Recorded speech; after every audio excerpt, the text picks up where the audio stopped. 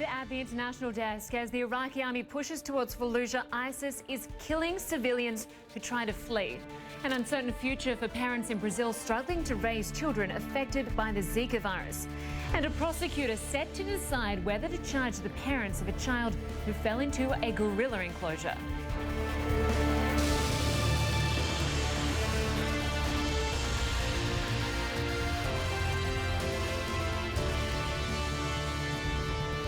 Hello and welcome. I'm Lynda Kinkade. We begin in Iraq and Syria, where multiple offensives are underway on the road, streaming into cities held by ISIS.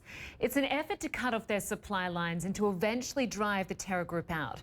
We have our Pleitgen in Greece. He's tracking efforts to fight ISIS from the skies. But first, let's go to Ben Wedeman, who's in Baghdad, not too far from one offensive in the Iraqi city of Fallujah. Ben, some civilians who are trying to flee Fallujah have come under fire by ISIS. You've managed to speak to some who've managed to get out alive. What are they telling you?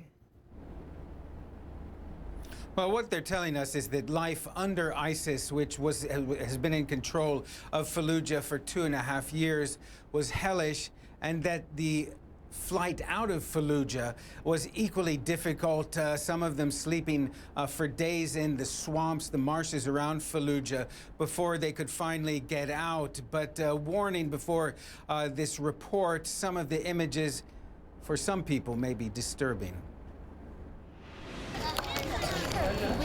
These children made it out of Fallujah. What they saw, though, stays with them.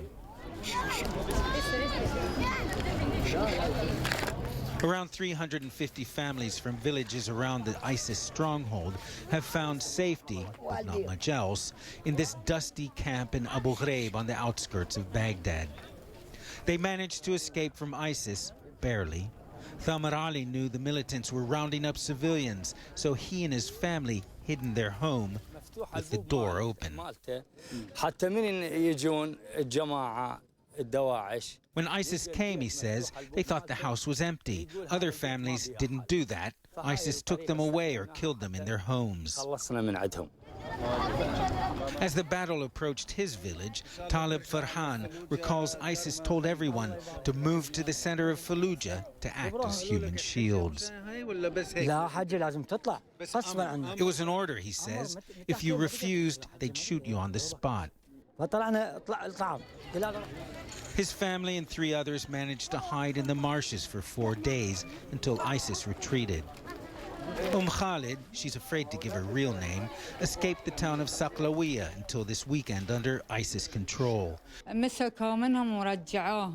But her husband and 2 sons, like most men and teenage boys from the area around Fallujah, are being held by Iraqi intelligence for interrogation under suspicion of ISIS sympathies.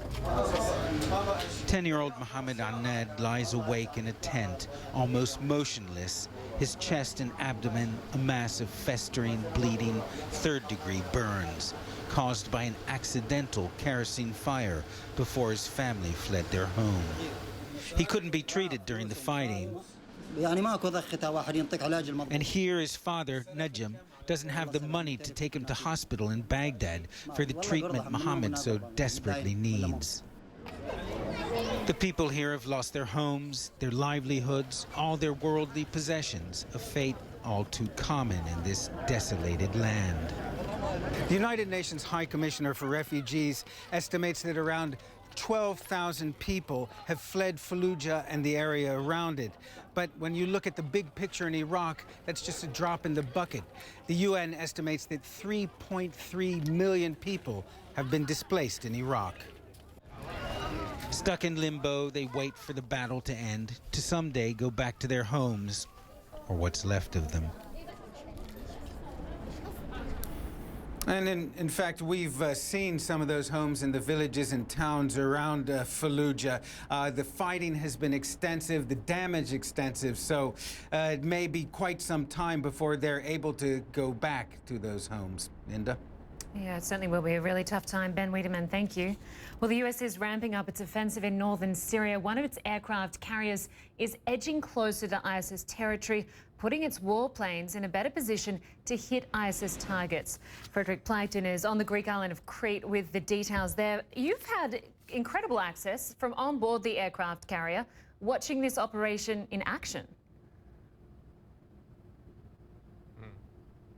Yeah, you're absolutely right, Lynda. This is the USS Harry Truman, and that aircraft carrier was operating from the Persian Gulf until only about a week ago, and then made the transition to here in the Mediterranean Sea. And one of the reasons for that is that it really is only a few minutes flight time from the Med into the areas of operation, for instance, in Syria, and then also further into Iraq. Now, when we were on that carrier, we saw very intense aerial operations going on. Here's what we witnessed.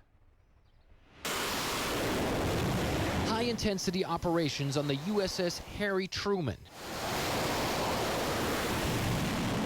Jets taking off every few minutes to hit ISIS, now from a better position than before. The Truman just moved from the Persian Gulf to the Mediterranean Sea, much closer to Syria. We spoke to F-18 pilots flying one of the first strike missions. It was a close air support mission, so we don't know the targets prior to taking off. There did happen to be a few targets, so we struck those targets.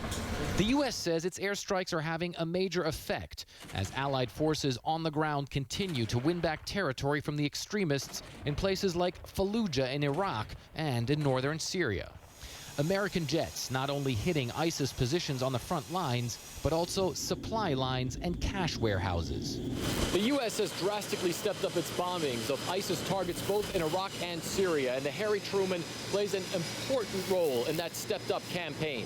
Now that it's here in the Mediterranean, its jets are even closer to many of the targets they need to hit. The increased operational tempo and the move from the Gulf to the Mediterranean put a strain on the Truman's crew. The carrier's tour extended by a full month. But the Admiral tells me his men and women are still going strong. It's a graphic illustration of the flexibility that's inherent with the naval forces. You know, we can operate anywhere we want to in the world. As it happens on this deployment, our priority has been the support of Operation Inherent Resolve in Iraq and Syria.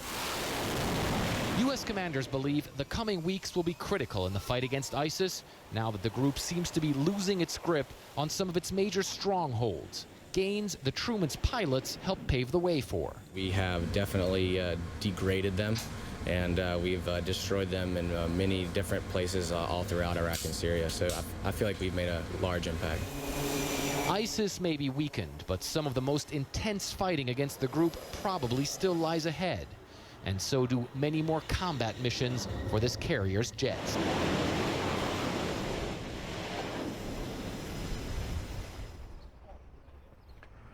But of course, Lynda, when you have a stepped-up military campaign and an aerial campaign like the one that we witnessed there flying out of the USS Harry Truman, of course the threat of civilian casualties is something that increases considerably as well. Now, we talked to the U.S. pilots about that. We talked to the commanders on the aircraft carrier about that as well. And they say they're doing what they can to try and minimize civilian casualties, both by the way that they choose their targets, but also with the ammunition that they use, using mostly 500-pound bombs that are a lot smaller than some of the 1,000-pound munitions that are sometimes used to take out bigger ISIS targets. But of course, they are under no illusion that it's very, very difficult to precisely target ISIS, especially when you get into a situation of urban combat like the one that seems to be unfolding in Fallujah right now.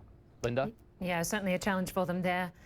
Pleitgen on the Greek island of Crete, and Ben Wedeman in Baghdad. Thank you very much for covering multiple offensives against ISIS.